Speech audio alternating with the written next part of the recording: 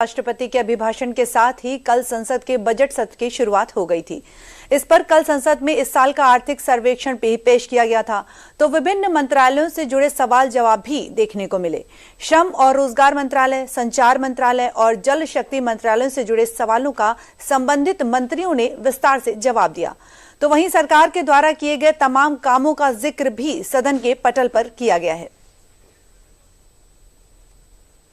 Budget सत्र के दूसरे दिन संसद के दोनों सदनों में आर्थिक सर्वेक्षण सदन के पटल पर रख दिया गया। दोनों ही सदनों में चले प्रश्नकाल के दौरान विभिन्न मंत्रालयों के प्रश्नों के जवाब दिए गए, जिसमें राज्यसभा में बेरोजगारी से जुड़े प्रश्न के जवाब में सरकार ने कहा कि बेरोजगारी की दर में कमी आई है और रोजगार में वृद्धि हुई है।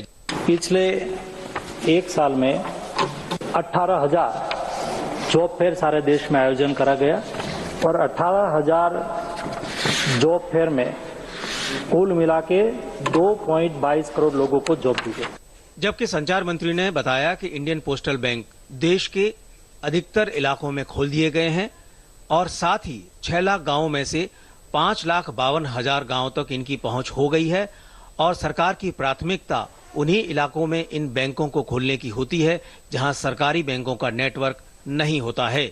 आज आईबीपीपी की रीच जितने भी हमारे सरकारी एवं निजी बैंक है पूरे देश में, उससे 2.5 गुना ज्यादा है सर। आईबीपीबी ने करीब 13 करोड़ कस्टमर्स अपने आज तक बनाए हैं।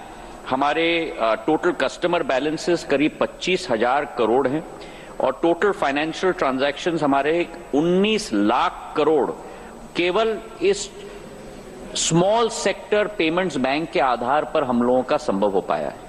लोकसभा में जल शक्ति मंत्रालय से संबंधित एक प्रश्न के जवाब में सरकार ने कहा कि जल जीवन मिशन के तहत करोड़ों घरों तक नल से जल कनेक्शन प्रदान किए जा चुके हैं, जबकि इस मामले में प्रगति का काम जारी है। लोकसभा अध्यक्ष ने सदन में सदस्यों से सदन की मर्यादा के अनुरूप व्यवहार करने और शांतिपूर्वक बैठने के निर्देश दिए। वहीं राज्यसभा में सभापति ने सभी सदस्यों से मर्यादित व्यवहार बनाए रखने की अपील की।